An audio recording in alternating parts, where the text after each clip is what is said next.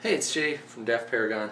I've got the Strymon Mobius here with me, and I know this is hardly a new pedal, but I am just now getting my hands on it.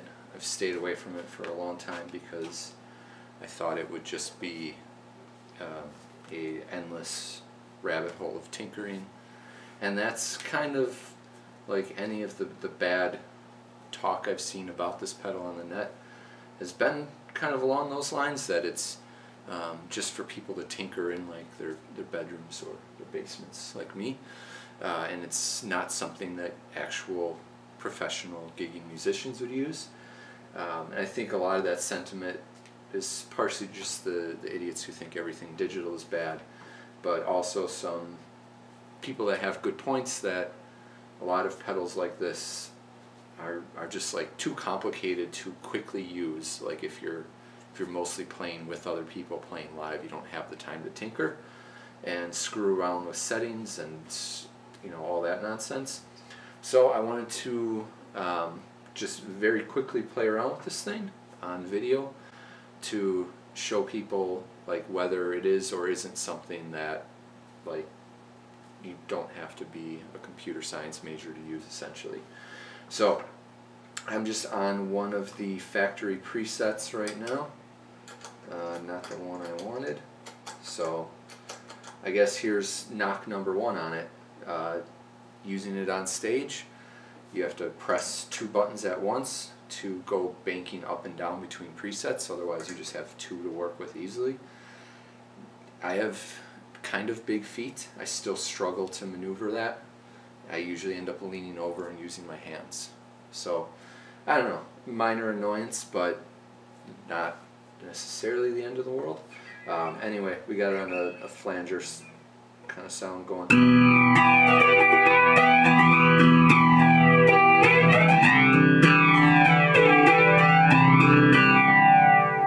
So obviously factory presets should sound good. Let's not use them at all after this point. So I'm just going to use the little knob in the middle to go through different effects and make minor adjustments. We've got these little parameter knobs that kind of change from effect to effect. This little value knob which does the same thing. You have to like push it, like tap on it to access different menus and things like that. That's for most people that's work, I guess. And that makes me sound dumb, but it's true. We've got speed, depth, and level, and those should get us a decent sounding effect in most cases. So let's see if we can do that. Next up on the docket is like a rotary speaker sound. So, speed and depth. You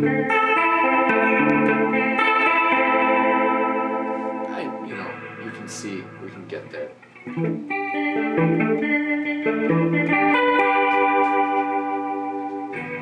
Reasonable enough.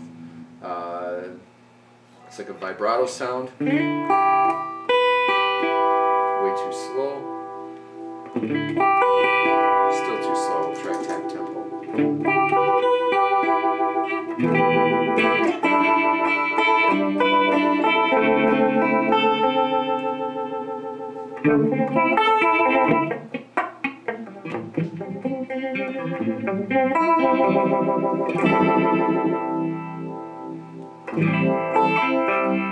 Use a little work, but it's respectable. Phasers next.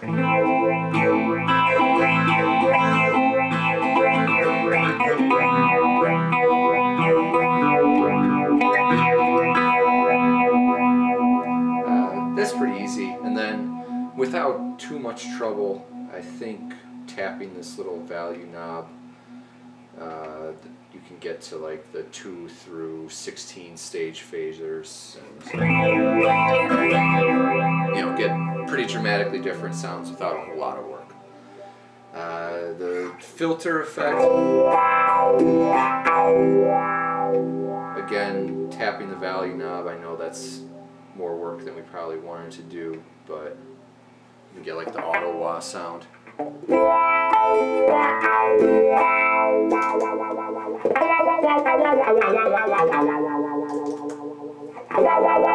Yeah, alright. Format. I've been looking at this thing for like 5 days and I thought it said format, but it's F-O-R-M-A-N-T. So it shows I did not do my research. Sounds like kind of a filter / rate modulation combo. I think this is supposed to be like a vocoder type effect. Yeah,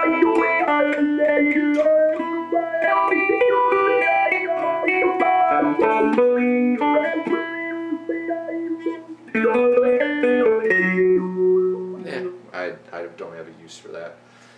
But cool, I'm sure someone does. Vintage trem. A little fast.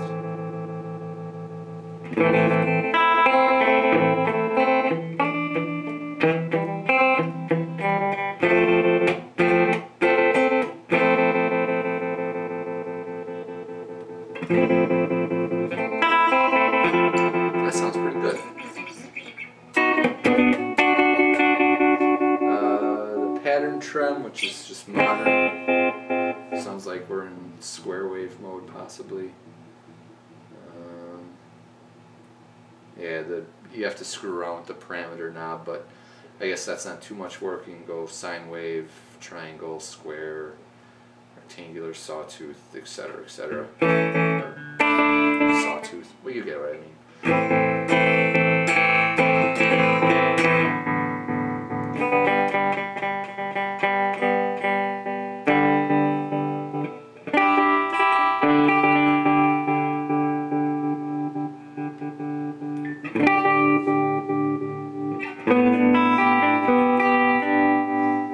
Easy enough.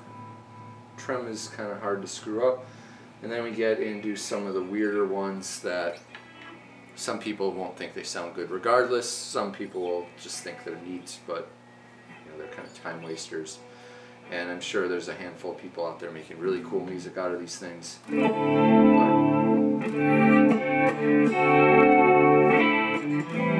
Auto swell.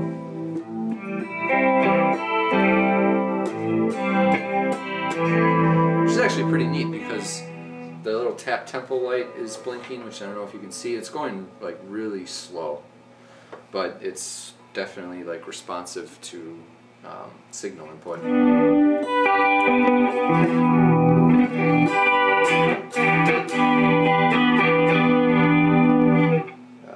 Destroyer.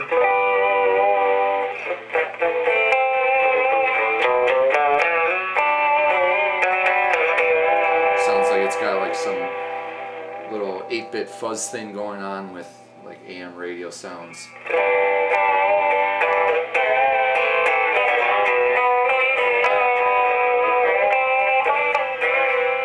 And then quadrature, I guess.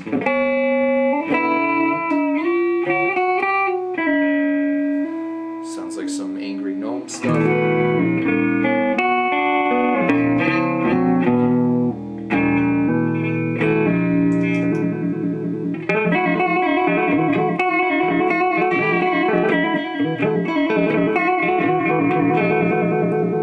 Then we're back around to the start and we have chorus.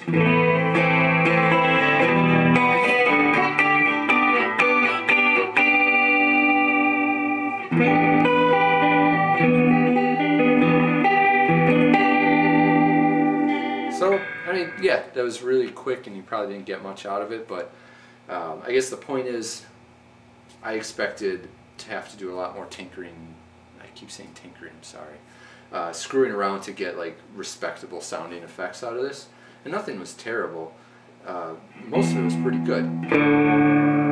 Which is especially surprising because on like this pedal, all the different parameters you can adjust, this like sweep on them is way bigger than you'd probably ever get on another pedal. Like of course the speed.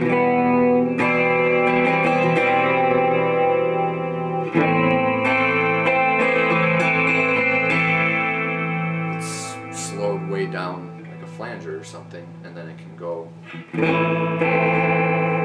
hyper speed. And I'm sure if I screwed around even more, there's probably like subdivisions of the tempo where it can speed up even more. I don't know. But that's work again.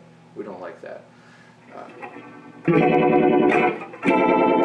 So I guess bottom line is I didn't really believe it. I thought that this thing was just going to be tons of effort and time and programming to get effects that are usable, and I'm sure it is tons of effort and time and programming to get stuff to sound exactly how you want, because it does so much and you can get carried away with that, but it's at least not that to get started, which is cool. And that's, I don't know, I think that's at least proof enough that like real musicians that don't just play on the internet could use this thing. The whole thing about, you know, having to hit 2 switches at once to switch presets, probably not cool, but I guess if you're really crazy you could use the MIDI out and in to control that differently. Only having one effect on at a time, I don't know. I mean, I guess I could see using tremolo and like phaser, flanger or something at the same time. Like that would be nice if you could use, but in most cases you're probably not going to use like the filter and auto swell at the same time. Maybe you would, I wouldn't. So I think like that's just one of those things where it's a bummer that it doesn't happen, but if you had that option, I bet most people wouldn't take advantage of it.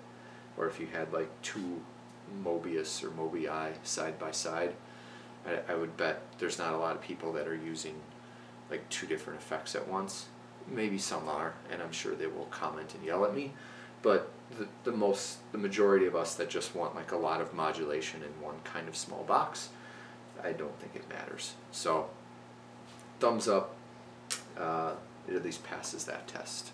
So cool, that's all I wanted to do, and thanks for watching and putting up with this.